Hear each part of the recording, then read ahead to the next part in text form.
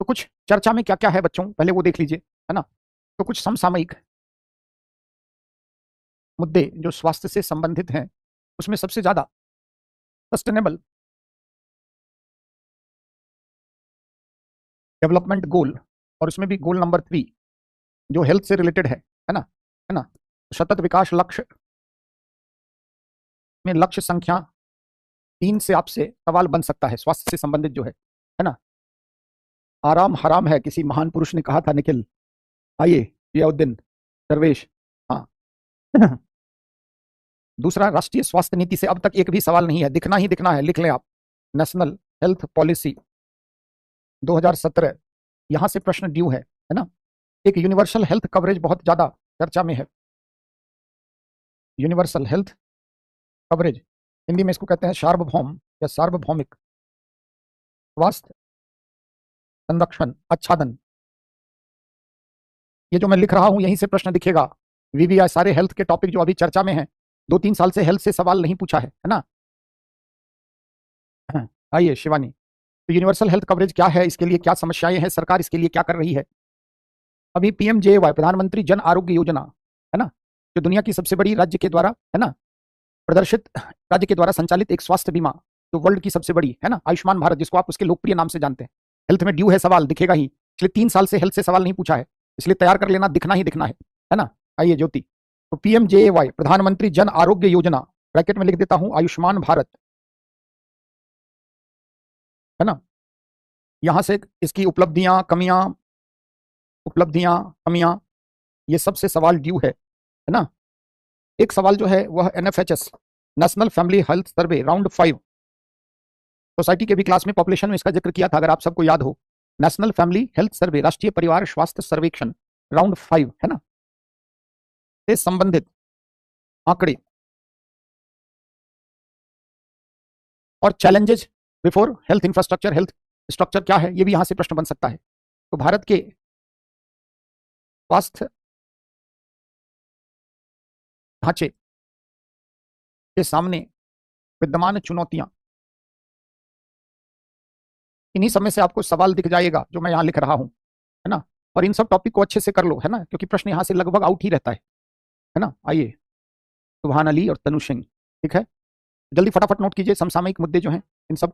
नीचे लिखा है यूनिवर्सल हेल्थ कवरेज, सार्वभौमिक स्वास्थ्य आच्छादन क्या है, आगे चर्चा होगी। पीएमजेवाई एवाई, प्रधानमंत्री जन आरोग्य योजना, जिसका नाम लोकप्रिय नाम क्या है, आयुष्मान भारत, क्या है, क्यों आया, इसमें क्या क्या हो रहा है, इसकी उपलब्धियां क्या है, कमियां क्या है। NFHS, sorry, national family health survey, है ना, राष्ट्रीय परिवार स्वास्थ्य सर्वेक्षण राउंड 5 से संबंधित आंकड़ों को जोड़कर सवाल बच्चों बन सकता है। चलिए, तो एक स्ट्रक्चर बनाते हैं हेल्थ का।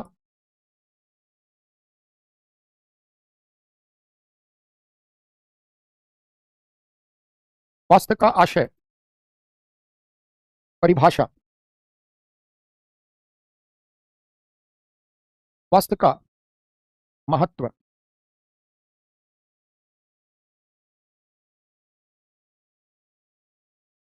स्वास्थ्य के से संबंधित प्रमुख क्षेत्र, और इसमें प्राथमिक स्वास्थ्य, द्वितीयक स्वास्थ्य, तृतीयक, प्राइमरी सेकेंडरी एंड टर्शियरी, है ना। आइए प्रतिभा और शाहिल, स्वास्थ्य के क्षेत्र में विद्यमान समस्याएं,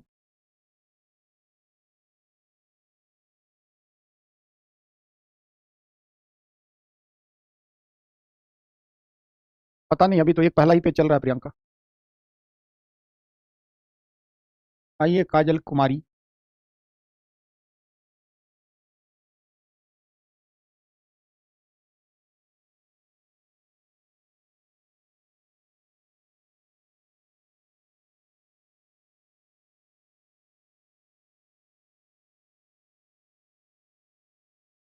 आइए चांदनी, दिन में कैसे चांदनी आ गई।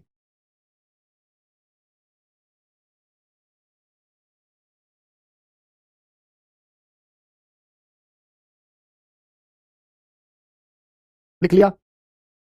पढ़ देता हूं। स्वास्थ्य का आशय, परिभाषा, स्वास्थ्य का महत्व, स्वास्थ्य से संबंधित प्रमुख क्षेत्र, प्राथमिक, द्वितीयक और तृतीयक, स्वास्थ्य के क्षेत्र में विद्यमान समस्याएं, है ना। चलिए,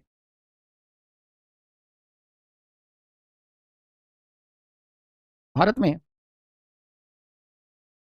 स्वास्थ्य से संबंधित त्रिस्तरीय ढांचा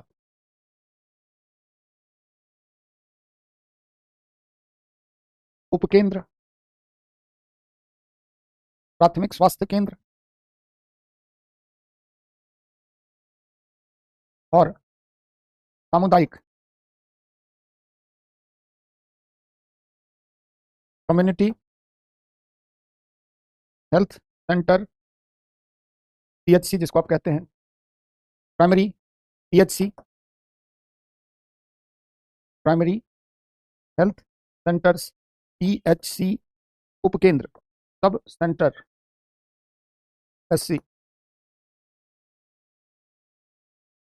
सर को दुखी कर दो निखिल, 50 कमेंट दाग दो, है ना। सर दुखी हो जाएंगे, मेरी खुशी ठीक नहीं है।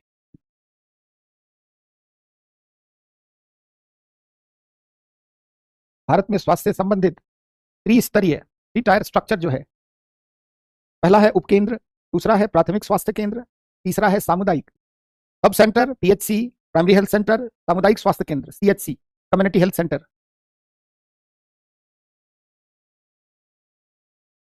स्वास्थ्य के क्षेत्र में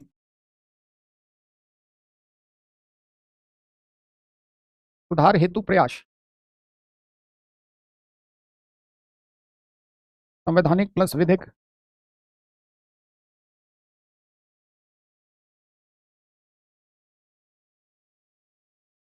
नीतिगत। अब तक भारत में स्वास्थ्य से संबंधित 3 राष्ट्रीय नीति बनी है। तो एनएचपी मतलब नेशनल हेल्थ पॉलिसी 1983, एनएचपी 2002 और NHP 2017, N for national, H for health, P for policy, है ना। ये तो वही बात हो गई आरडी ना, कि हमारे यहाँ बिल्ली काटती है रास्ता तो क्यों बुरा मानते हैं। ये सब किंवदंतियां हैं, किसी भी समाज में प्रचलित तरीका है, उसका कुछ ऐतिहासिक रहा होगा, कुछ घटना, मुझे एग्जैक्ट नहीं पता इसका, लेकिन ये पता है कि 13 नंबर को बुरा मानते हैं। नीतिगत प्रयास, योजनागत प्रयास, कार्यक्रम आधारित प्रयास।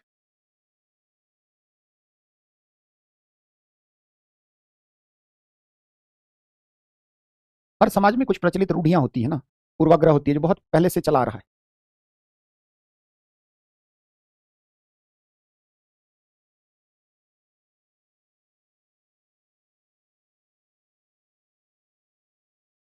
मुझे लगता है सुबह ही क्लास लेने में फायदा है, नहीं।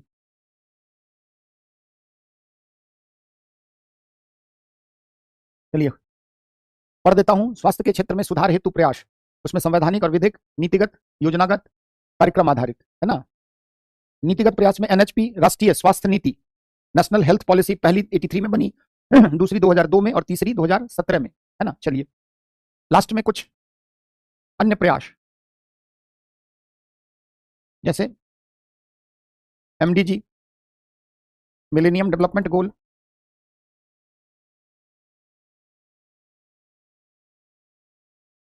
सहस्त्रावधि विकास लक्ष्य, हालांकि अब वो इतना रेलिवेंट है नहीं, फिर भी। दूसरा एसडीजी, सस्टेनेबल डेवलपमेंट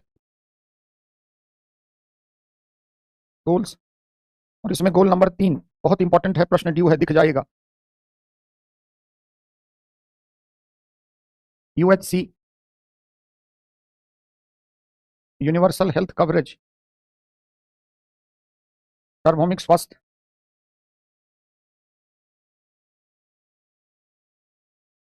आच्छादन, उपलब्धियां, कमियां, ओवरऑल उपलब्धियां हमारी क्या रही है स्वास्थ्य के क्षेत्र में, कमियां, और लास्ट में वे फॉरवर्ड, आगे क्या किया जा सकता है।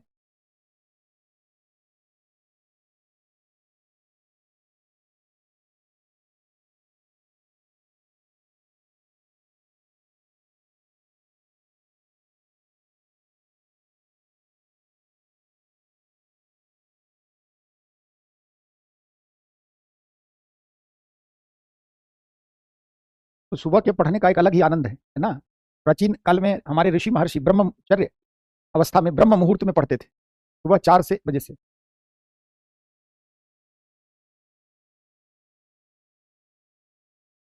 चलिए सीधे आ जाते हैं स्वास्थ्य का आशय और परिभाषा।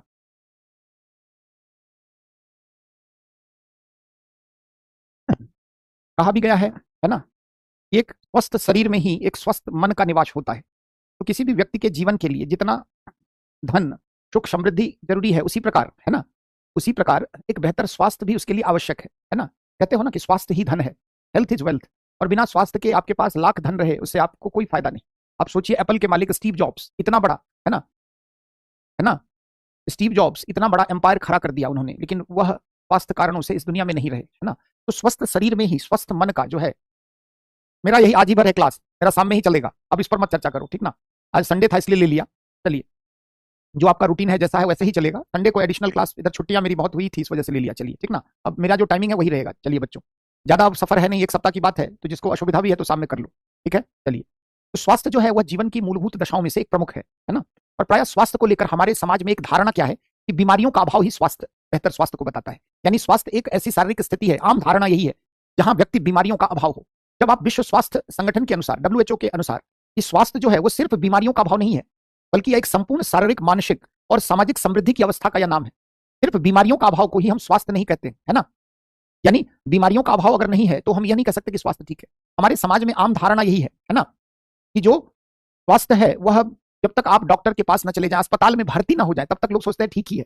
और हम लोग अपने बोलचाल की भाषा में, और सब स्वास्थ्य ठीक है। स्वास्थ्य का मतलब बहुत सारी समस्याएं हो सकती है, जैसे शरीर में पोषक तत्वों का अभाव, शरीर के अंगों के स्तर पर विद्यमान समस्याएं। लेकिन जो हमारे समाज में प्रचलित धारणा है, उसमें हमने क्या कर रखा है कि स्वास्थ्य का मतलब कि जब तक आप अस्पताल में भर्ती ना हो जाए, तब तक लोग सोचते हैं कि स्वास्थ्य ठीक है, चाहे आप कितना ही कुपोषित ही क्यों न रहे, चाहे आप अल्प पोषित ही क्यों न रहे, चाहे आप मोटापा से ही ग्रसित क्यों न रहे। तो स्वास्थ्य को लेकर एक हमारे समाज में भ्रांत तर्क है कि जब तक व्यक्ति सीरियस ना हो जाए, जब तक व्यक्ति एडमिट ना हो जाए, आप सोचते हैं ठीक ही है ना। और हमारे यहाँ जो संस्कृति है उसमें हर व्यक्ति डॉक्टर ही है। आप किसी से मिलिए और कहिए कि तबियत ठीक नहीं लग रही, अच्छा ठंड लग गई होगी, तबियत ठीक नहीं लग रही, गर्मी बढ़ गई, गर्मी के कारण हो रहा है, गैस हो गया होगा। हर व्यक्ति क्या है हमारे समाज में, बिना पढ़ा लिखा डॉक्टर है। कुछ भी हुआ, तबियत खराब, तो आप कह देंगे ये दवा ले लो, वो ले लो, ये ले लो। यानी स्वास्थ्य को लेकर भारतीय समाज के अंतर्गत जो प्रचलित स्वरूप है वो बताता है कि स्वास्थ्य जैसे गंभीर विषय को लेकर हमारे समाज का दृष्टिकोण क्या है, नजरिया क्या है। जब तक व्यक्ति अस्पताल में भर्ती ना हो जाए, आप सोचते हैं सब ठीक ठाक ही है। तो वर्ल्ड हेल्थ ऑर्गेनाइजेशन स्वास्थ्य की जब परिभाषा देता है तो वो क्या है, कहता है कि स्वास्थ्य एक संपूर्ण शारीरिक, मानसिक अवस्था, है ना, सामाजिक समृद्धता की अवस्था का सूचक शब्द है, जहां कोई व्यक्ति जीवन में भागीदारी में सक्षम हो पाता है। और क्या, यह सिर्फ बीमारियों का अभाव नहीं है। तो स्वास्थ्य की परिभाषा ही कहीं ना कहीं इस रूप में रखी गई है ना। स्वास्थ्य का महत्व की यदि बात करें तो स्वास्थ्य मानव संसाधन का प्रमुख घटक है। जैसे आपको पहले पढ़ाया, मानव संसाधन के 3 घटक है, शिक्षा, स्वास्थ्य और कौशल। कितनी भी आपके पास शिक्षा हो, कितना भी कौशल हो, लेकिन अगर बेहतर स्वास्थ्य नहीं है तो आप दक्ष मानव संसाधन नहीं बन पाएंगे। जो आप में योग्यता, क्षमता, संभावना है, वो संभावनाएं वास्तविकता में परिणत नहीं हो पाएगी। इसलिए स्वास्थ्य को हम मानव संसाधन विकास का एक प्रमुख घटक या अवयव मानते हैं, है ना। और इसको लेकर प्रत्येक समाज के अलग अलग दृष्टिकोण रहे हैं। प्रायः स्वास्थ्य जो है एक सापेक्षिक अवधारणा है। स्वास्थ्य का जो मानदंड है वह अलग अलग संस्कृति, समूह, आयु वर्ग में भिन्न होता है। जैसे बच्चों के स्वास्थ्य को लेकर कुछ अलग बातें हैं, युवाओं की अलग है, वृद्धों की। तो जो स्वास्थ्य एक सापेक्षिक अवधारणा भी है, अलग अलग संस्कृति के अनुरूप अलग अलग मानदंड है। हर समाज के स्वास्थ्य का अपना एक ढांचा है, कुछ चीजें कॉमन है, लेकिन एक ओवरऑल स्वास्थ्य को लेकर अलग अलग रवैया भी है। और मानव संसाधन विकास का यह प्रमुख अवयव है। चलिए नोट करिए, पहले थोड़ा सा लिखिए। देखिए, मनुष्य के जीवन की मूलभूत दशाओं, आइए प्रिया लिखो।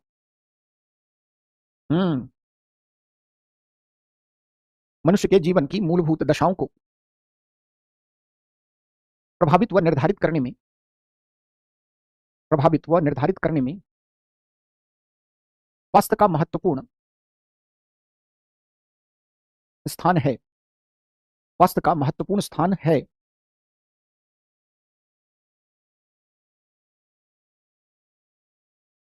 एक बेहतर स्वास्थ्य न सिर्फ लोगों को एक बेहतर जीवन प्रदान करता है, एक बेहतर स्वास्थ्य न केवल लोगों को एक बेहतर गुणवत्तापूर्ण जीवन प्रदान करता है, अपितु यह किसी व्यक्ति की उत्पादकता को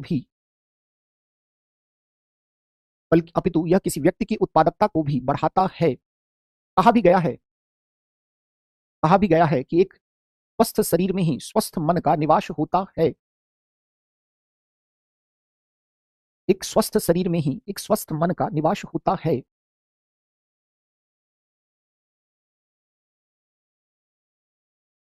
देखिए, स्वास्थ्य एक सापेक्षिक अवधारणा है। एक पेज, दो पेज छोड़ के लिखो। स्वास्थ्य एक सापेक्षिक अवधारणा है और स्वास्थ्य का मानदंड संस्कृति, सामाजिक समूह और आयु वर्ग के अनुरूप, स्वास्थ्य का मानदंड संस्कृति, सामाजिक समूह और आयु वर्ग के अनुरूप बदलता रहता है।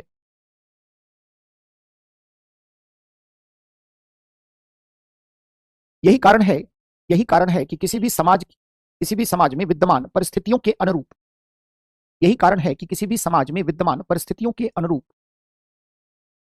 स्वास्थ्य को परिभाषित किया जाता है। पैराग्राफ चेंज करके, विश्व स्वास्थ्य संगठन के अनुसार, विश्व स्वास्थ्य संगठन WHO के अनुसार, इन्वर्टेड कॉमा में, संपूर्ण शारीरिक, मानसिक और सामाजिक समृद्धि की अवस्था का नाम स्वास्थ्य है।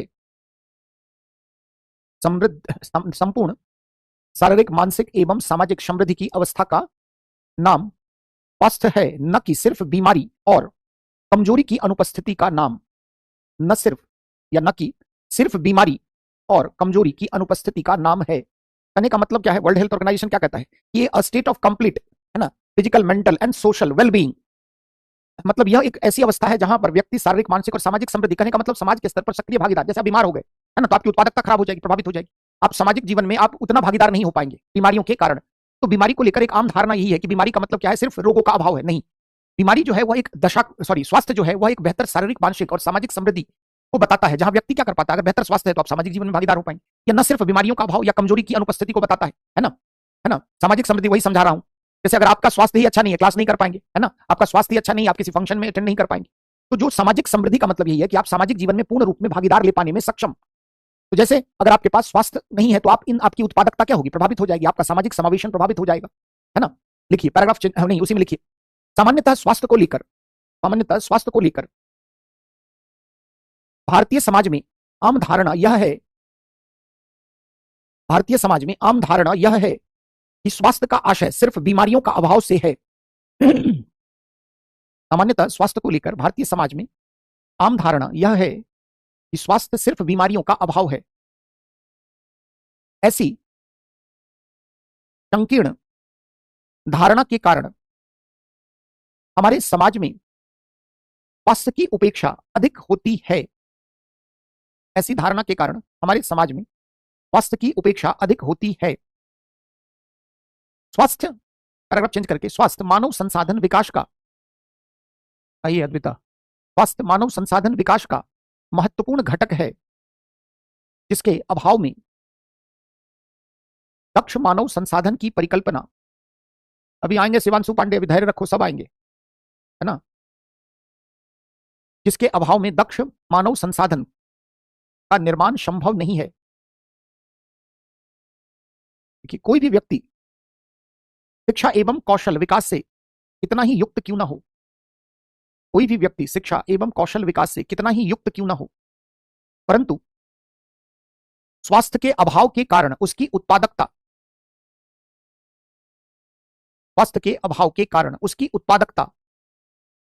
प्रभावित होती है।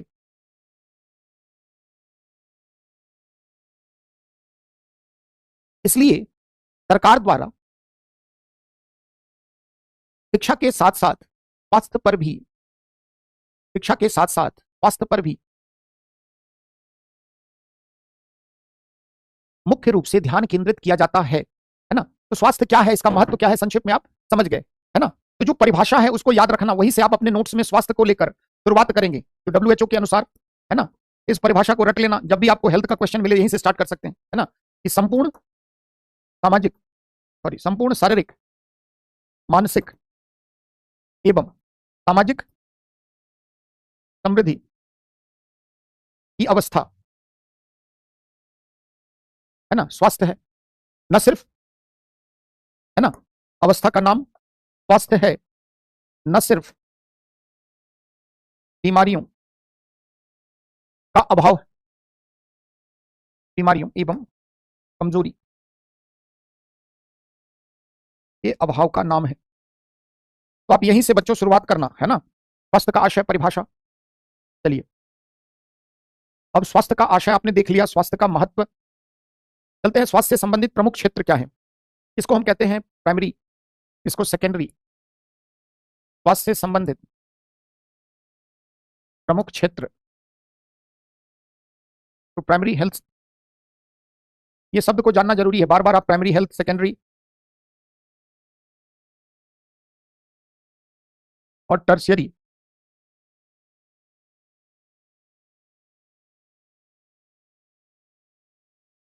द्वितीयक स्वास्थ्य सेक्टर कह सकते हैं, क्षेत्र, द्वितीयक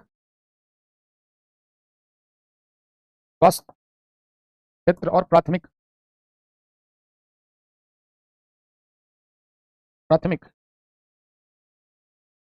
स्वास्थ्य क्षेत्र। कितने सवाल पूछते हो कंचन को, थोड़ा ज्यादा क्या है। चलिए, नहीं, प्राथमिक स्वास्थ्य क्षेत्र किसको कहते हैं, सेकेंडरी किसको, टर्शियरी। अक्सर आप पढ़ते हैं कि सरकार द्वारा द्वितीयक और तृतीयक स्वास्थ्य सेवाओं के सुधार के लिए पहल की गई। प्रधानमंत्री जन आरोग्य योजना जो है द्वितीयक और तृतीयक स्वास्थ्य सेवाओं के लिए, है ना, जो है। क्षेत्रीय असमानता अभी क्यों आ गए आयुष भाई, धैर्य रखिए, लास्ट में पूछिएगा। अलग अलग क्षेत्र के स्तर पर विद्यमान, कहीं ज्यादा अच्छा सेवा, कहीं कम। चलिए, स्वास्थ्य के क्षेत्र में प्राइमरी हेल्थ का मतलब क्या होता है, जहां पर आप किसी विशेषज्ञ चिकित्सक के परामर्श की आपको आवश्यकता नहीं होती है ना, जो आप ओपीडी कहते हैं, आउट पेशेंट डिपार्टमेंट, जहां पर आप कोई भी सामान्य तरह की बीमारी के लिए आप कोई विशेषज्ञ डॉक्टर के पास नहीं जाते हैं, जहां पर आप जाते हैं डॉक्टर से परामर्श करते हैं। द्वितीयक सेकेंडरी का मतलब है जब हेल्थ से रिलेटेड आपको किसी स्पेशलाइज्ड, है ना, विशेषज्ञ डॉक्टर की परामर्श की आवश्यकता होती है, जहां कम से कम आप 24 घंटे किसी अस्पताल के सुपरविजन में समय बिताते हैं, है ना, यानी जहां पर आपको किसी विशेषज्ञ चिकित्सक की आवश्यकता है। जैसे सामान्य सर्दी खांसी बुखार, ऐसे आम भाषा में समझो, आपने क्या किया, गए आप किसी भी डॉक्टर से, फिजिशियन से दवा लिए, खत्म कहानी। लेकिन आपका जो है कोई पर्टिकुलर, जैसे आपको पेट में कोई विशेष तरह की समस्या है, तो ऐसी स्थिति में आप क्या करेंगे, आप एक विशेषज्ञ डॉक्टर की सलाह लेंगे, परामर्श लेंगे, है ना। और वैसी स्थिति में आप लगभग सेकेंडरी में आप 24 घंटे किसी भी डॉक्टर, अस्पताल, नर्सिंग होम, जो भी है, हॉस्पिटल, उसके सुपरविजन में रहते हैं, कहीं ना कहीं उनके देखरेख में आप रखते हैं।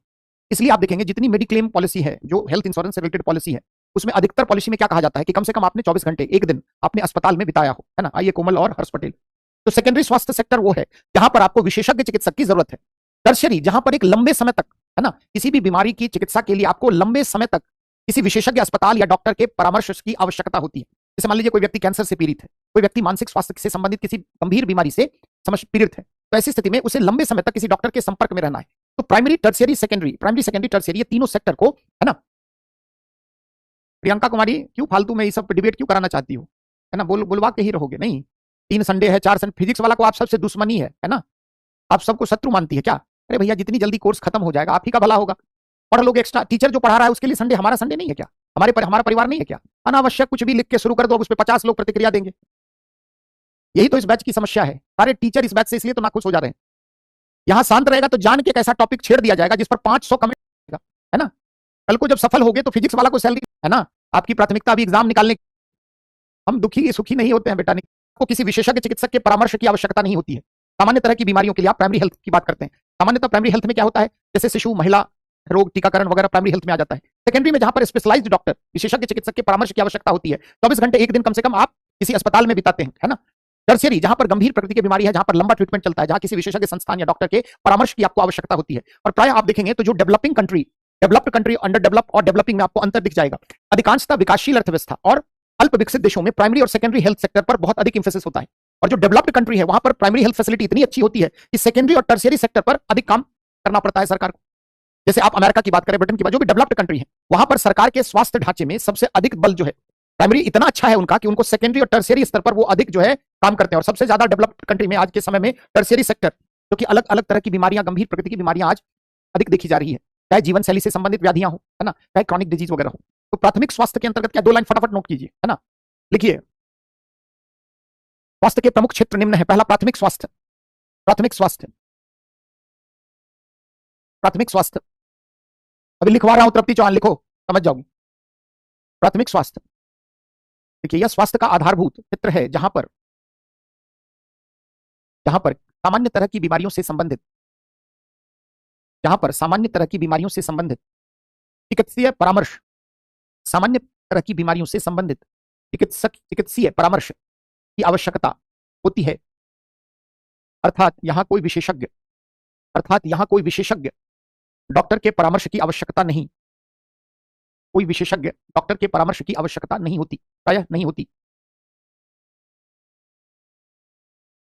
दूसरा द्वितीयक, देखिए द्वितीयक स्वास्थ्य क्षेत्र, इस स्तर पर किसी विशेषज्ञ चिकित्सीय परामर्श, इस स्तर पर किसी विशेषज्ञ चिकित्सीय परामर्श के साथ साथ कम से कम 24 घंटे किसी अस्पताल, चिकित्सा केंद्र आदि की देखरेख में व्यक्ति को रहना पड़ता है। कम से कम 24 घंटे किसी चिकित्सक, अस्पताल, चिकित्सा केंद्र आदि की देखरेख में मरीज को, रोगी को रहना पड़ता है। और तीसरा tertiary sector, tertiary health sector, इस स्तर पर प्रायः गंभीर प्रकृति के बीमारियों, इस स्तर पर प्रायः गंभीर प्रकृति की बीमारियों के लिए विशेषज्ञ चिकित्सक एवं संस्थान, गंभीर प्रकृति की बीमारियों के लिए किसी विशेषज्ञ चिकित्सक एवं संस्थान के साथ लंबे समय तक परामर्श लेना होता है। लंबे समय तक परामर्श लेना होता है, जैसे किडनी ट्रांसप्लांट है, लीवर को लेकर है, हार्ट डिजीज है, जैसे कैंसर है, ये सब क्या है? टर्शियरी सेक्टर, मतलब थोड़ा गंभीर प्रकृति का बीमारी है ना। तो ये ओवरऑल आप समझ पाए। चलते हैं अगला पार्ट पर, प्राथमिक स्वास्थ्य के क्षेत्र में हमारे यहाँ, है ना। तो आपने समझ लिया स्वास्थ्य का आशय, परिभाषा, महत्व, प्राथमिक, द्वितीयक, तृतीयक। जब भी हम लोग आगे चर्चा करेंगे सेकेंडरी और टर्शियरी सेक्टर में ये हो रहा है, प्राइमरी हेल्थ के लिए ये है, तो आप समझ जाएंगे उससे क्या मतलब। स्वास्थ्य के क्षेत्र में विद्यमान समस्याएं, है ना, क्या क्या प्रॉब्लम है, समस्या तो आप सबको पता ही है, बहुत सारी समस्याएं हैं। चलिए क्या क्या समस्या है स्वास्थ्य के क्षेत्र में, फटाफट कमेंट करके बताइए। स्वास्थ्य के क्षेत्र में, और कुछ सब्सटैंशियल समस्या पहले बताया करूं, क्षेत्र में विद्यमान समस्याएं।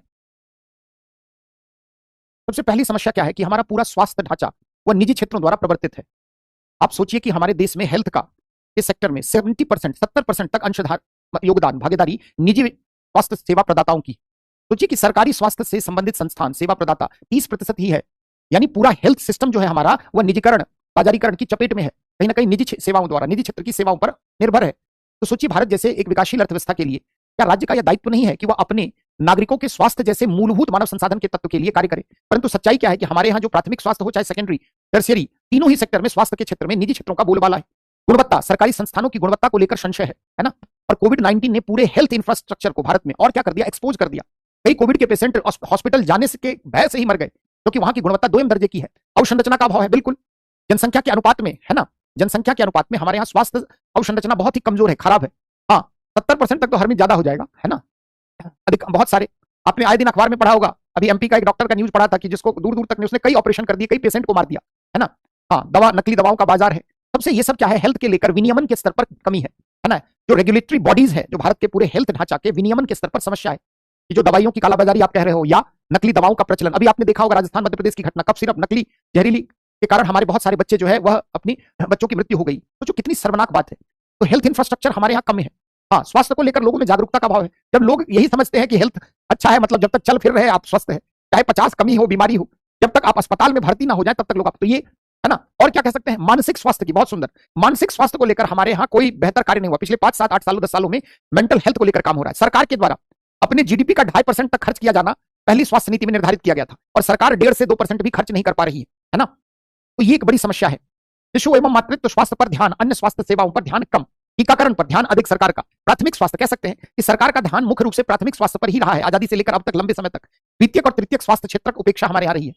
जेब पर अतिरिक्त भार, सुना होगा, आउट ऑफ पॉकेट एक्सपेंडिचर, है ना। जैसे हमारे यहाँ समस्या क्या है कि स्वास्थ्य का इंफ्रास्ट्रक्चर बेटर नहीं है, पब्लिक इंफ्रास्ट्रक्चर है ही नहीं। तो अगर कई बार अगर आप बीमार पड़ गए तो आपको निजी संस्थान में आप अपनी जीवन को अंत तो नहीं कर लेंगे, तो घर वाले परिजन आपको निजी प्राइवेट हॉस्पिटल में भर्ती करते हैं, जहां पर इतनी ज्यादा दवाइयों का बिल है चिकित्सा से संबंधित कि कई बार व्यक्ति को अपना जमीन, अपनी सोना, अपनी संपत्ति सब कुछ बेचनी पड़ती है। तो नीति आयोग यह भी बात कहता है कि आउट ऑफ पॉकेट एक्सपेंडिचर, जेब पर अतिरिक्त भार, स्वास्थ्य के मद में पड़ने के कारण भारत में 5 से 6% लोग गरीबी रेखा के नीचे चले जाते हैं।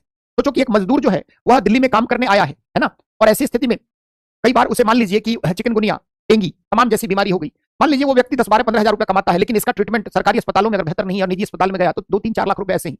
तो जेब पर अतिरिक्त भार, है ना, वह पड़ने के कारण लोग जो है गरीब हो रहे हैं। हाँ, अस्पतालों में स्वच्छता, सफाई, इन सब का ध्यान ही नहीं दिया जा रहा है ना। जो भी हमारे स्वास्थ्य कर्मी है, खास करके सरकारी स्वास्थ्य कर्मी, उनमें निष्ठा, समर्पण के भाव का अभाव है।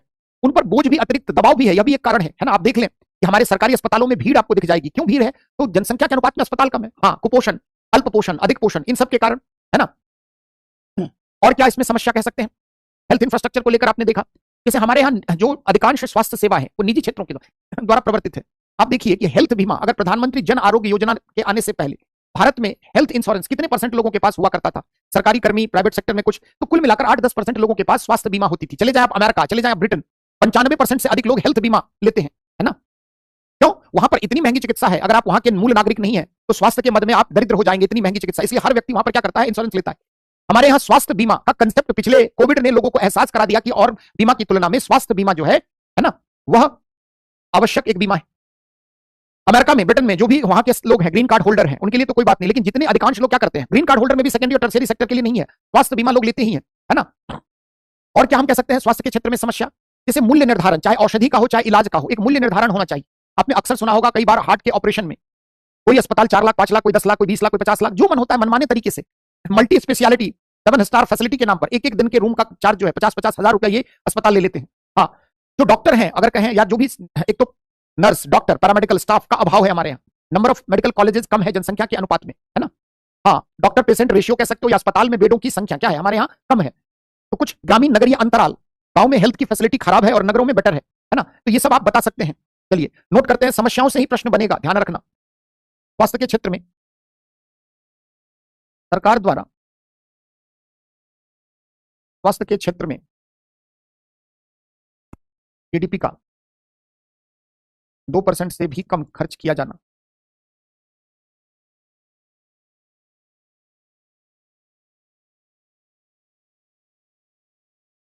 जनसंख्या के अनुपात में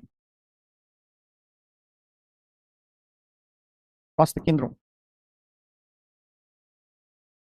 अस्पतालों का व्यापक अभाव, ग्रामीण नगरीय स्वास्थ्य अंतराल,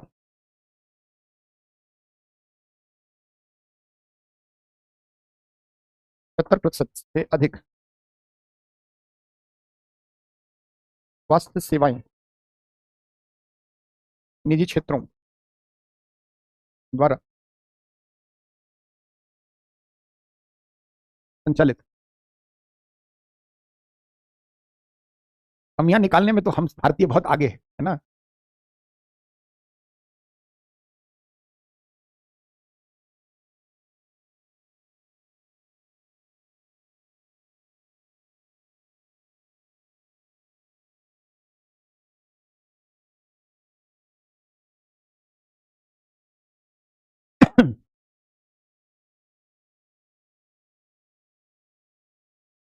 देख चुका हूं पायल, तुम्हारा पहले भी भ्रष्टाचार पर विशेष ध्यान है।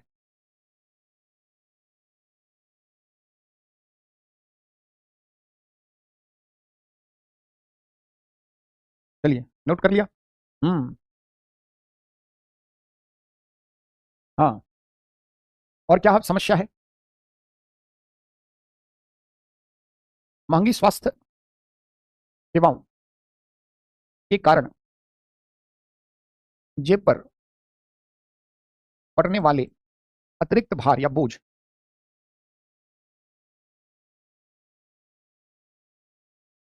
बोझ के कारण जनसंख्या का एक बड़ा भाग गरीबी रेखा के नीचे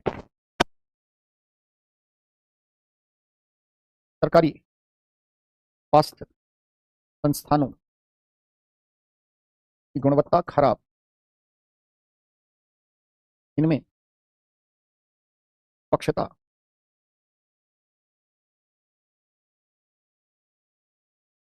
साफ सफाई का अभाव, सरकार का अधिक ध्यान प्राथमिक स्वास्थ्य पर होने के कारण द्वितीयक एवं तृतीयक स्वास्थ्य क्षेत्र की उपेक्षा,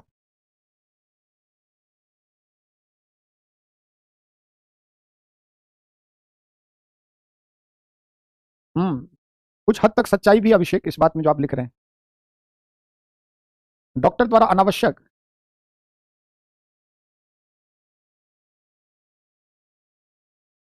क्या लिखी हो शिवानी चांद वाला?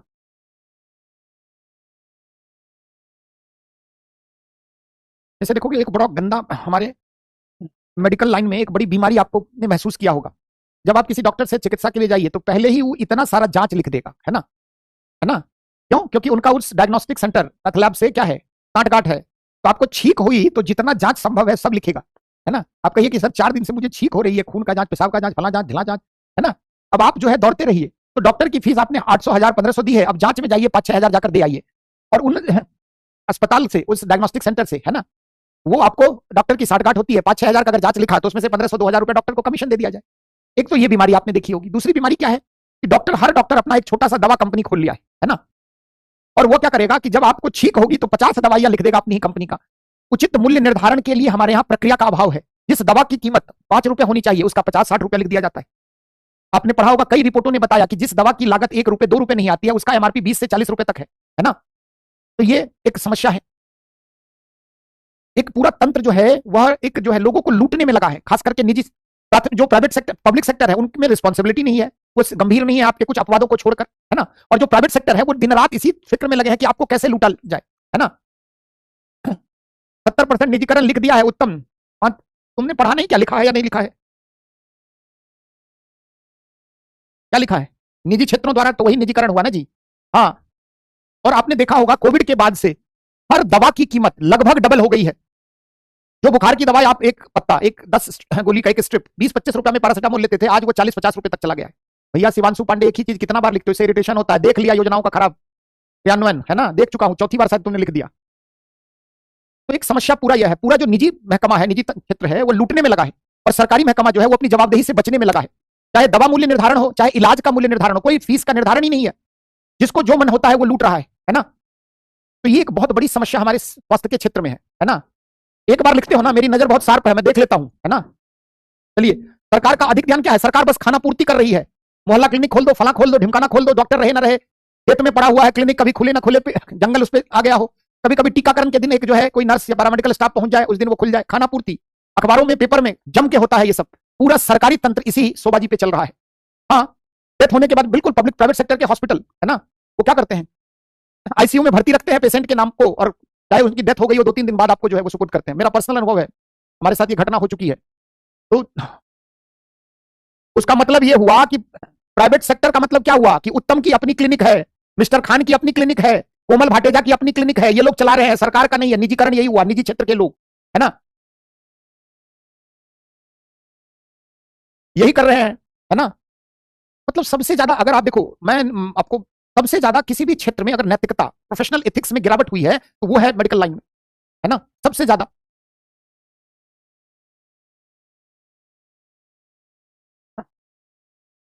यही करते हैं डॉक्टर, है ना?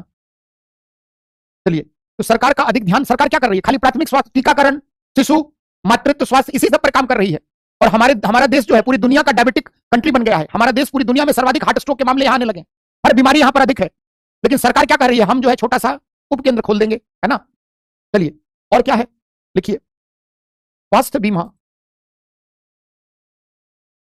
के अभाव के कारण असमय मौत, असमय मौतें, संक्रामक रोग पर, रोग की रोकथाम पर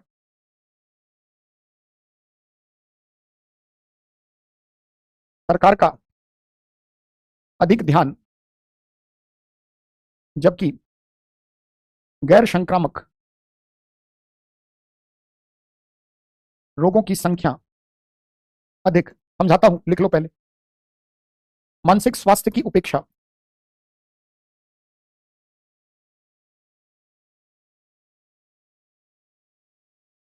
इलाज एवं दवा के मूल्य निर्धारण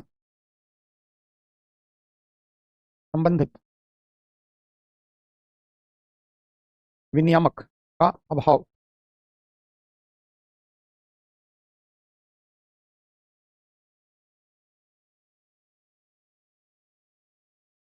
हाँ, अपनी खुद की क्लिनिक है, बिल्कुल अपनी खुद के क्लिनिक पर गवर्नमेंट डॉक्टर यही करते हैं। सबका अपना नर्सिंग होम है, अपना हॉस्पिटल है।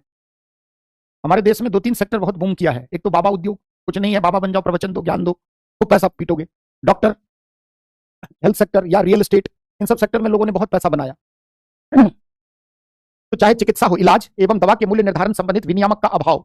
संक्रामक रोग समझते ही होंगे आप सब, बताने की आवश्यकता क्या है, जो फैलते हैं संपर्क से। सरकार क्या की, 1980-90 तक सिर्फ कम्युनिकेबल डिजीज के इलाज पर बहुत ध्यान देती रही, है ना।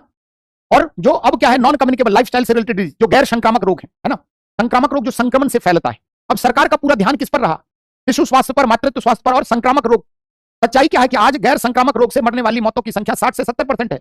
हमारे यहाँ संक्रमण से होने वाली बीमारियों से समस्याएं 30% के पास, है ना। झोला छाप डॉक्टर सुने होंगे, क्वैक्स, है ना, ऐसे जो है फर्जी डिग्री लेकर डॉक्टर्स जो है भरे पड़े हैं गांव और में, जिनको बीमारी का दूर दूर तक कोई कुछ पता नहीं। विनियामक मतलब जो विनियमन का कारण करते हैं, रेगुलेशन, नियम बनाते हैं। जैसे हेल्थ में यूजीसी पढ़ रहे थे, क्या था, विनियामक। तो जो औषधि के उचित मूल्य के निर्धारण संबंधित हमारे यहां विनियामक का अभाव है। चलिए एक दो और लिखते हैं, फटाफट लिखिए। स्वास्थ्य कर्मियों, चाहे डॉक्टर, नर्स, पैरामेडिकल स्टाफ तथा अस्पताल में बेड का अभाव,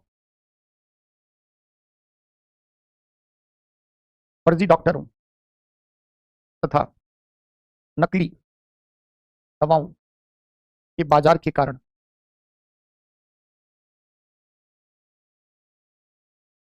लोगों की जान को खतरा।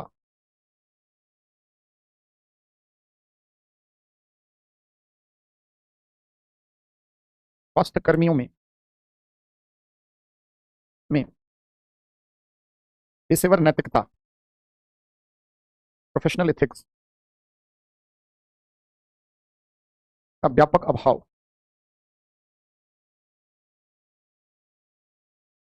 चिकित्सा के क्षेत्र में मेडिकल कॉलेज, इंस्टीट्यूशंस,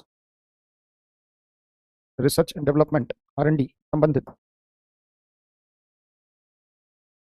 प्रयास का अभाव।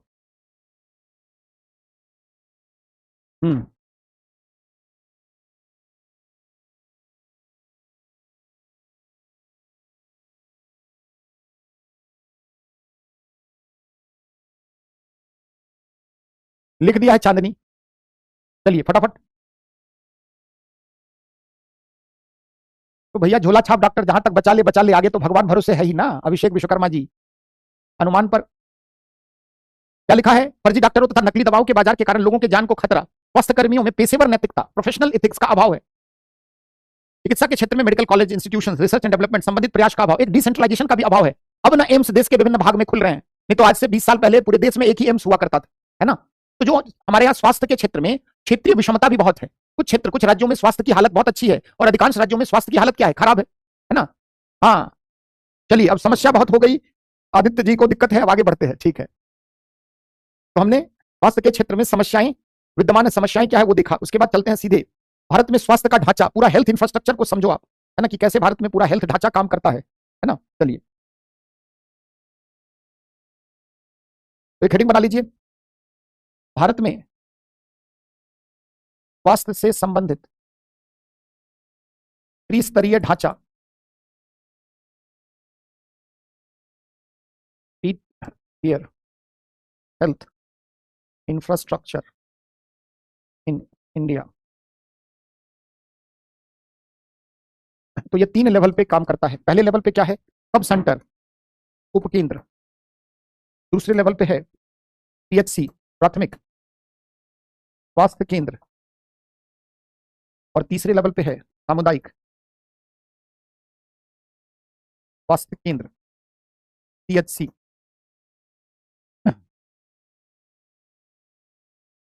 चलिए, जैसे उपकेंद्र जो है, सब सेंटर पहला केंद्र माना जाता है। प्रायः मैदानी भाग में 3000 आबादी और जनजातीय तथा पर्वतीय क्षेत्र में 2000 आबादी पर एक सब सेंटर को स्टैब्लिश किया जाता है।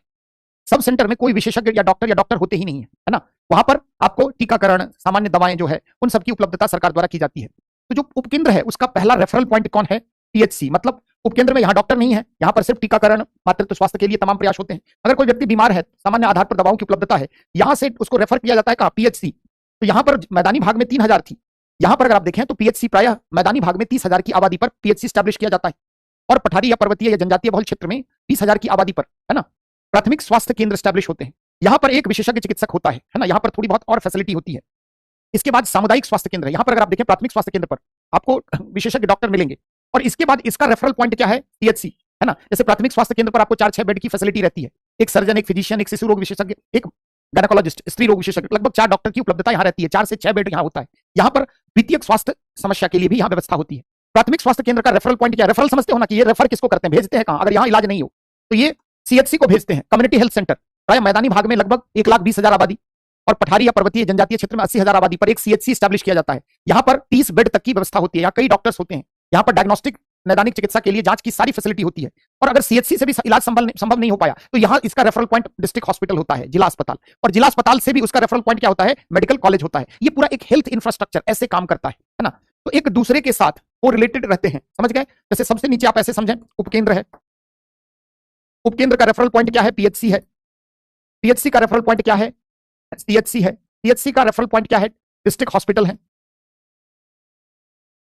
इसका रेफरल पॉइंट क्या है, स्पेशलाइज्ड मेडिकल कॉलेजेस हैं, है ना। उपकेंद्र अगर आप देखें तो मैदानी भाग में 3,000 आबादी पर स्थापित पठारी या जनजातीय बहुल क्षेत्र में 2,000 की आबादी पर स्थापित, यहां कोई विशेषज्ञ डॉक्टर नहीं है, डॉक का अभाव है। यहां कमेंट कम करो, बहुत कमेंट हो रहा है आज, है ना, अति हो रहा, पहले देख लो। पीएचसी मैदानी भाग में 30,000 और पठारी या जनजाति क्षेत्र में 20,000 की आबादी पर स्थापित, 4 से 6 बेड की उपलब्धता।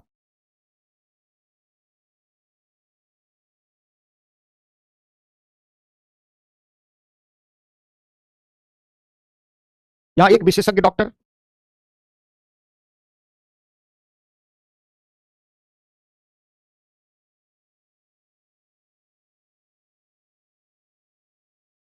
द्वितीयक स्वास्थ्य देखभाल की व्यवस्था। पीएचसी में क्या होता है, मैदानी भाग में 1.2 लाख और पठारी या जनजातीय 80,000 आबादी पर स्थापित, 30 बेड की उपलब्धता, 4 डॉक्टर, कौन कौन, फिजिशियन, सर्जन, स्त्री रोग विशेषज्ञ, बाल रोग विशेषज्ञ। सामान्य ये ढांचा आपको बता रहा हूं, ऐसे ही हमारा हेल्थ सिस्टम चल रहा है पूरे देश में।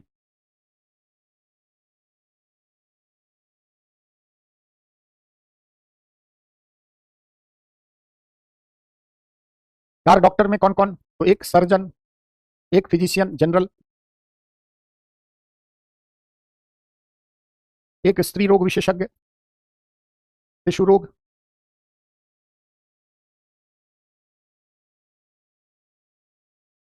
है ना।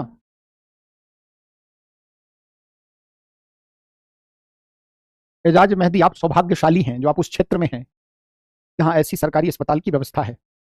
उत्तर भारत में अधिकांश राज्यों की स्थिति है, जरूरी नहीं है, समझोगे कैसे पूरा हेल्थ काम कैसे करता है। कल को डीएम बनकर जब जिला में जाओगे और सीएमओ को बुला के डांट फटकार लगाओगे क्या हो रहा है, तो पूरा हेल्थ ढांचा अगर कैसे काम करता है समझोगे नहीं आशीष कुमार, तो कैसे काम करोगे।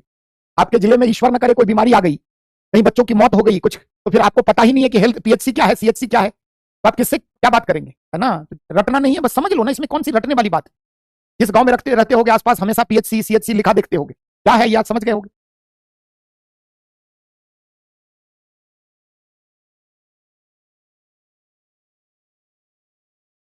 हो गया, जिनको लिखना है लिख सकते हैं, मैंने आपको एक ओवरऑल खाका क्या है ना। हाँ ठीक है, चलिए, तो रेफरल पॉइंट समझना है आपको। उपकेंद्र से मरीज को रेफर कहां किया जाता है, पीएचसी से। पीएचसी से रेफर कहां किया जाता है, सीएचसी से। सीएचसी से रेफर कहां किया जाता है, डिस्ट्रिक्ट हॉस्पिटल से। और डिस्ट्रिक्ट हॉस्पिटल में अगर बात नहीं हो तो कहां, स्पेशलाइज्ड, है ना। मेडिकल कॉलेज क्या है, स्पेशलाइज्ड है ना जी, इंस्टीट्यूशन, तो यहां मेडिकल कॉलेज में भेजा जाता है ना। जनरल कहां पे लिखा है, जनरल फिजिशियन है, जनरल फिजिशियन, स्त्री रोग विशेषज्ञ, शिशु रोग विशेषज्ञ। 30,000 है, नहीं नहीं, उपकेंद्र में तो 3,000 है ना बच्चा, उपकेंद्र में 3 3,000 है, जनजातीय क्षेत्र में 2,000, पीएचसी में 30,000 है, सारी इलाज फ्री, दवा, नैदानिक चिकित्सा, जांच वांच सब फ्री, सरकारी सेवा में सब कुछ फ्री मिले तो समझ लो उसकी गुणवत्ता क्या होगी। जनरल फिजिशियन, सर्जन, पहला डॉक्टर हो गया सर्जन, है ना, दूसरा जनरल फिजिशियन, तीसरा स्त्री रोग विशेषज्ञ गायनेकोलॉजिस्ट, चौथा पेडियाट्रिक्स, बाल रोग विशेषज्ञ, शिशु रोग, है ना, पूरा हेल्थ इंफ्रा का ऐसे ही काम करता है।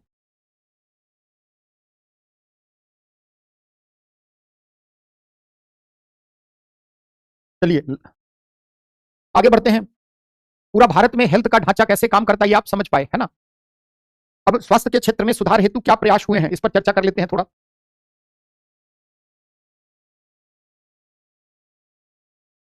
स्वास्थ्य के क्षेत्र में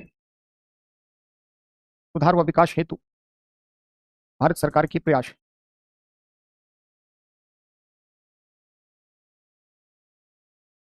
संवैधानिक पहले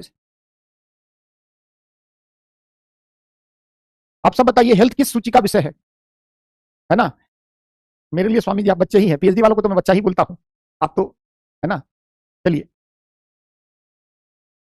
हेल्थ किस सूची का विषय है बताइए। स्वास्थ्य किस सूची का विषय है? संघ सूची, राज्य सूची, संवर्ती सूची? राज्य सूची, बहुत सुंदर।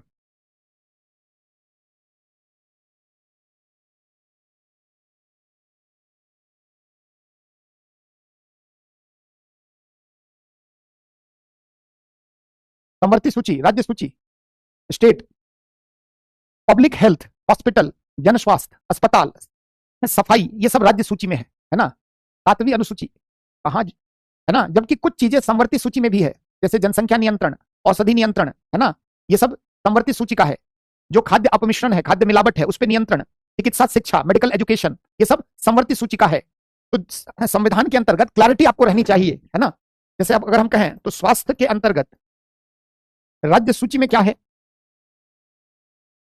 पब्लिक हेल्थ, जन स्वास्थ्य, अस्पताल, सफाई, ये राज्य सूची में है। जबकि संवर्ती सूची में क्या है?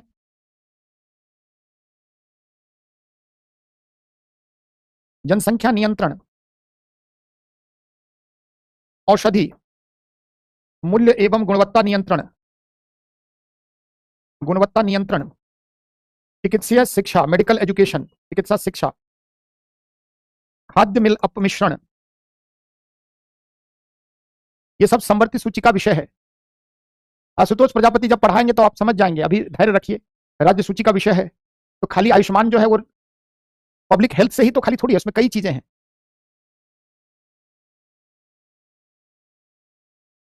जनसंख्या नियंत्रण, परिवार कल्याण, परिवार कल्याण, तो स्टेट लिस्ट में इतनी बातें रखी गई है और कंकरेंट लिस्ट में, संवर्ती सूची में इतनी बातें रखी गई है।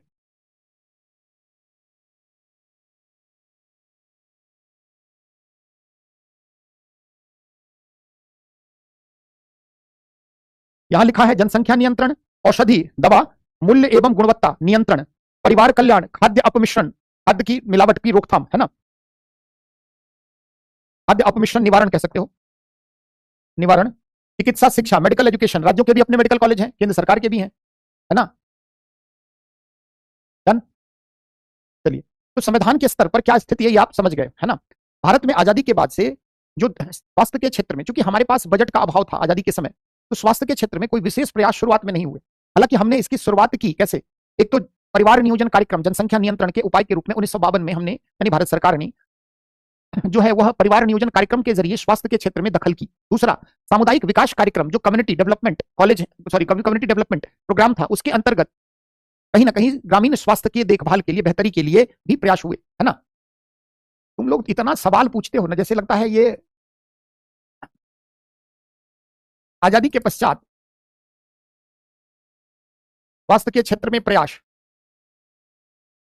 स्वास्थ्य के क्षेत्र में प्रयास, पहला अगर आप देखें तो शुरुआत कहां से हुई, तो परिवार नियोजन कार्यक्रम क्या है, क्यों आया, कैसे आया, सब पढ़ चुके हैं आप सोसाइटी में।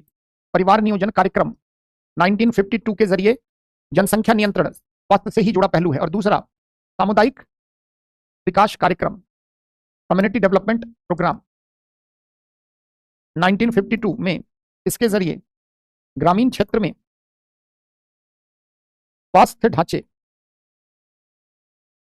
के निर्माण की पहल।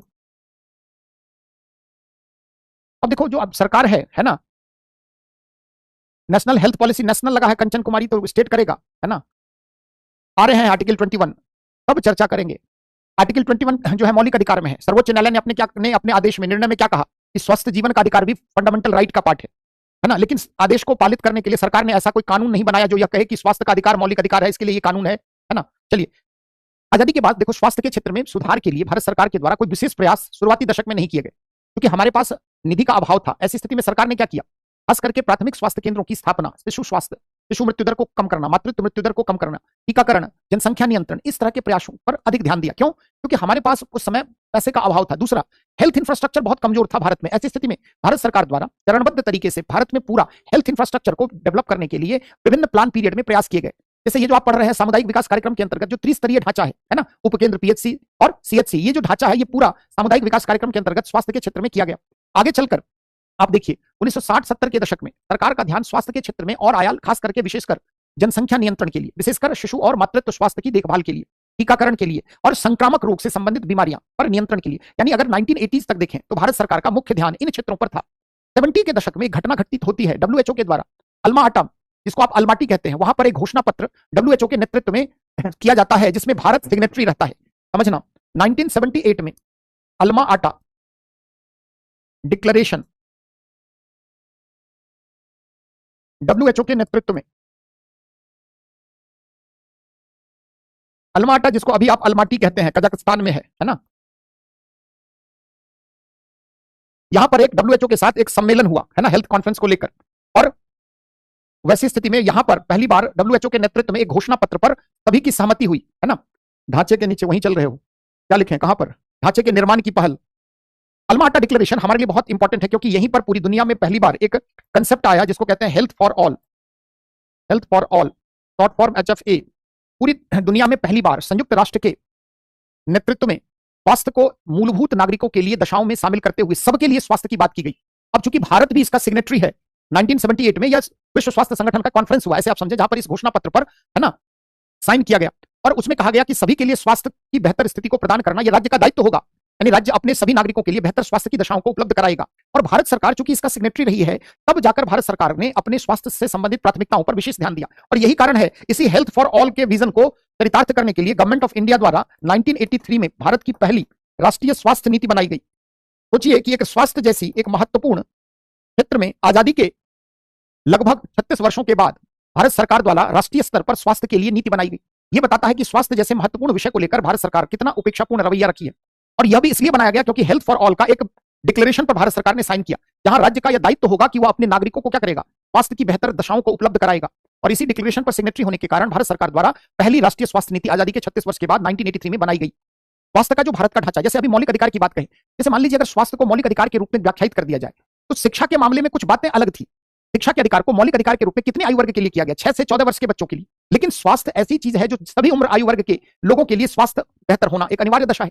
तो अगर इसको सुप्रीम कोर्ट ने भले इसको एक मौलिक अधिकार के रूप में व्याख्यायित किया अंडर आर्टिकल 21, लेकिन अगर इसके प्रवर्तन के लिए सरकार कानून बनाती है तो किसी भी व्यक्ति को बेहतर स्वास्थ्य की स्थिति उपलब्ध कराने ये राज्य का दायित्व हो जाएगा। और यहां पर विशिष्ट आयु वर्ग नहीं होगा। ऐसा नहीं है कि 0 से आप कह सकते हैं कि 14 वर्ष तक के बच्चों की ही स्वास्थ्य, हर उम्र के लोगों के लिए स्वास्थ्य की बेहतर व्यवस्था उपलब्ध कराना राज्य का दायित्व हो जाएगा। तो भारत में यद्यपि सर्वोच्च न्यायालय ने इसे मौलिक अधिकार की एक महत्वपूर्ण विषय के रूप में शामिल किया है, परंतु सरकार द्वारा स्वास्थ्य के अधिकार को मौलिक अधिकार के रूप में घोषित करने के लिए कोई अब तक विधान पारित नहीं किया गया। जैसे 86वां संविधान संशोधन अधिनियम आपने क्यों लाया? शिक्षा का अधिकार एक मौलिक अधिकार होगा, सर्वोच्च न्यायालय ने कहा था। उसी को इंप्लीमेंट करने के लिए आपने क्या किया, है ना, आपने उसको इंप्लीमेंट करने के लिए आपने 86वां संविधान संशोधन अधिनियम किया। हाँ, मानसिक स्वास्थ्य भी मौलिक अधिकार के रूप में, लेकिन सच्चाई क्या है कि सिर्फ घोषित कर देने से वो मौलिक अधिकार नहीं हो जाएगा ना। ठीक है, उसके उल्लंघन की स्थिति में आप न्यायालय में जा सकते हैं, परंतु उसके लिए प्रभावी तंत्र की व्यवस्था कौन करेगा? सरकार ही तो करेगी। तो समस्या यह भी रही है ना। तो थोड़ा सा नोट करिए, आजादी के बाद स्वास्थ्य के क्षेत्र में प्रयास, है ना। लिखिए, लिखो ना, शिवानी चांद वाला वही लिखवा रहे हैं। लिखिए, आजादी के बाद, लिखिए, देखिए, आजादी के बाद, आजादी के बाद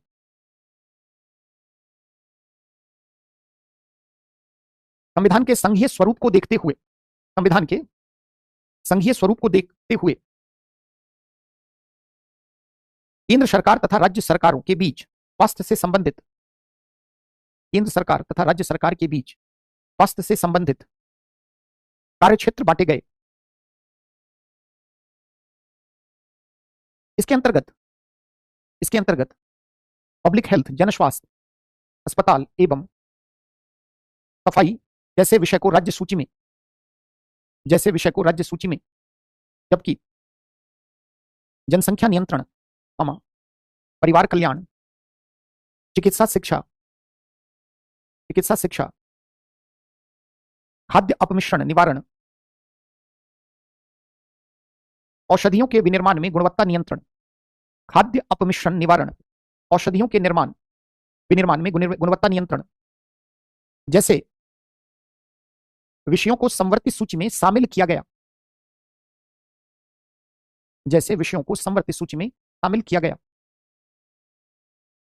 पैराग्राफ चेंज करके, स्वास्थ्य के क्षेत्र में भारत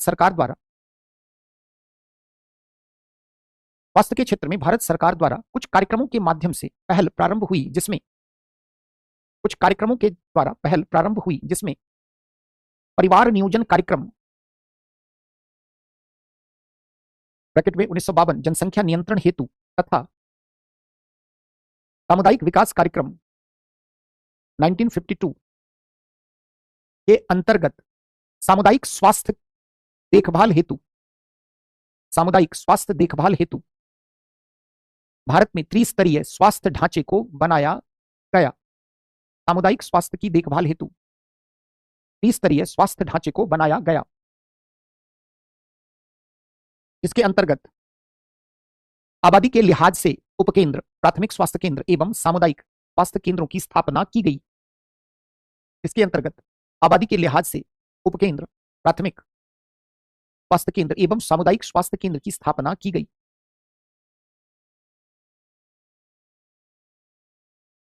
देखिए, शुरुआती दो तीन दशकों में सरकार का स्वास्थ्य के क्षेत्र में मुख्य ध्यान जनसंख्या नियंत्रण, शिशु एवं मातृत्व स्वास्थ्य देखभाल, टीकाकरण एवं संक्रामक रोग की रोकथाम पर अधिक रहा।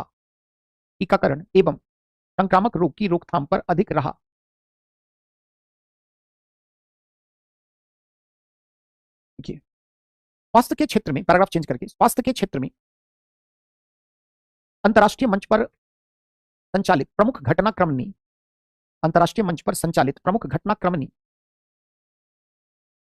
स्वास्थ्य के क्षेत्र में भारत सरकार का ध्यान आकर्षित किया, जिसके परिणाम स्वरूप विभिन्न प्रयास कालांतर में हुए। देख रहे हो हरमीत, मैराथन क्लास की स्थिति है ना, अंदाज लग रहा है तुम्हें, मैराथन क्लास आप लेने वाले थे, देख रहे हो। लिखिए, संयुक्त राष्ट्र संघ की संस्था वर्ल्ड हेल्थ ऑर्गेनाइजेशन है ना, विश्व स्वास्थ्य संगठन, संयुक्त राष्ट्र संघ की संस्था WHO के नेतृत्व में, विश्व स्वास्थ्य संगठन के नेतृत्व में 1978 में अल्मा आटा, बाद में इसका नाम अल्माटी अभी है, अल्मा आटा में एक अधिवेशन संपन्न हुआ। कजाकिस्तान की अल्मा आटा में एक सम्मेलन संपन्न हुआ, जहां अल्मा आटा घोषणा पत्र पर यूएनओ के सदस्य राष्ट्रों ने हस्ताक्षर किया, है ना, जहां अल्मा आटा घोषणा पत्र, डिक्लेरेशन पर यूएनओ के सदस्य राष्ट्रों ने हस्ताक्षर किया। इस घोषणा पत्र ने हेल्थ फॉर ऑल, सभी के लिए स्वास्थ्य, हेल्थ फॉर ऑल, सभी के लिए स्वास्थ्य को प्रदान किया जाना राज्य के दायित्व के रूप में घोषित किया। अर्थात राज्य का दायित्व होगा कि वह अपने नागरिकों की बेहतरी के लिए सभी के लिए स्वास्थ्य की व्यवस्था उपलब्ध कराएगा। अपने नागरिकों की बेहतरी के लिए सभी के लिए स्वास्थ्य की उपलब्धता सुनिश्चित करेगा। देखिए, भारत सरकार द्वारा सभी के लिए स्वास्थ्य के लक्ष्य की प्राप्ति हेतु, सभी के लिए स्वास्थ्य के लक्ष्य की प्राप्ति हेतु राष्ट्रीय स्वास्थ्य नीति 1983 में पहली बार बनाई गई। राष्ट्रीय स्वास्थ्य नीति 1983 में पहली बार बनाई गई। मतलब पूरे देश में स्वास्थ्य को लेकर सोचिए गंभीरता, राष्ट्रीय स्तर पर आजादी के 36 वर्ष के बाद राष्ट्रीय स्वास्थ्य नीति भारत सरकार ने बनाया। वो भी क्यों बनाया? क्योंकि आपने अंतरराष्ट्रीय स्तर पर उस घोषणा पत्र पर हस्ताक्षर किया था जिसमें हेल्थ फॉर ऑल की बात थी। हेल्थ फॉर ऑल कैसे होगा? सभी के लिए स्वास्थ्य कैसे होगा? जब स्वास्थ्य केंद्रों की सर्वसुलभता होगी, उसकी उपस्थिति होगी, उसमें चाहे ग्रामीण क्षेत्र हो चाहे नगरीय क्षेत्र हो, तो हेल्थ फॉर ऑल का लक्ष्य कैसे पूरा होगा? तो सार्वभौमिकरण, स्वास्थ्य के सार्वभौमिकरण पर बल दिया जाएगा, गुणवत्तापूर्ण स्वास्थ्य सेवाओं की उपलब्धता के लिए काम किया जाएगा, स्वास्थ्य कर्मियों की संख्या कम है तो उसको बढ़ाया जाएगा, अस्पताल, चिकित्सीय संस्थान अगर ये सब कम है तो उनके लिए काम किया जाएगा। पूरा जो हेल्थ का ढांचा जो है वो भारत में कैसे मजबूत किया जाएगा, इसको लेकर 1980s के डिकेड में सरकार का ध्यान आ गया। पहले सरकार ध्यान दे रही थी स्वास्थ्य के लिए, बस क्या, तो शिशु मृत्यु दर को कम करना, टीकाकरण, मातृत्व स्वास्थ्य को पर ध्यान देना, है ना, जनसंख्या नियंत्रण के लिए परिवार नियोजन कार्यक्रम, संक्रामक रोग जो संक्रमण से फैल, सरकार इसी सब पर काम कर रही थी क्योंकि हमारा स्वास्थ्य का बजट क्या था, कम था। सरकार 1% भी जीडीपी का स्वास्थ्य के क्षेत्र में खर्च नहीं कर पा रही थी। सोचो कि 2024-25 में सरकार 1.5-2% के बीच में खर्च कर पा रही है, तो आज से 40 साल पहले स्थिति कमोबेश क्या रही होगी? कहीं ना कहीं स्वास्थ्य की उपेक्षा ऐसे ही नहीं हुई है ना। तो जो भारत में स्वास्थ्य को लेकर समस्या रही है वो इस रूप में आपने देखा। अब इसके बाद आगे कल करेंगे, है ना। चलिए, यहां तक में किसी को कोई सवाल है? कल आप क्या करेंगे, मैटर में क्या क्या पढ़कर आएंगे देख लीजिए। आपका जो टाइमिंग है 8:30 का वही रहेगा टाइम, कंफ्यूज मत हो जाना। तो हमने संवैधानिक प्रयास किया है, कल हम लोग नीतिगत प्रयास, योजनागत कार्यक्रम और अन्य प्रयास ये सब कल देख लेंगे, है ना। तो थोड़ा एमडीजी एसडीजी में क्या लक्ष्य है, यूनिवर्सल हेल्थ कवरेज, ये सब पढ़कर आना, है ना। आज की क्लास में जहां तक पढ़ाया हूं कोई डाउट है तो फटाफट पूछिए, अन्यथा चलिए, थैंक यू वेरी मच। अगर किसी को सवाल, जेन्युइन सवाल है तो पूछो, है ना।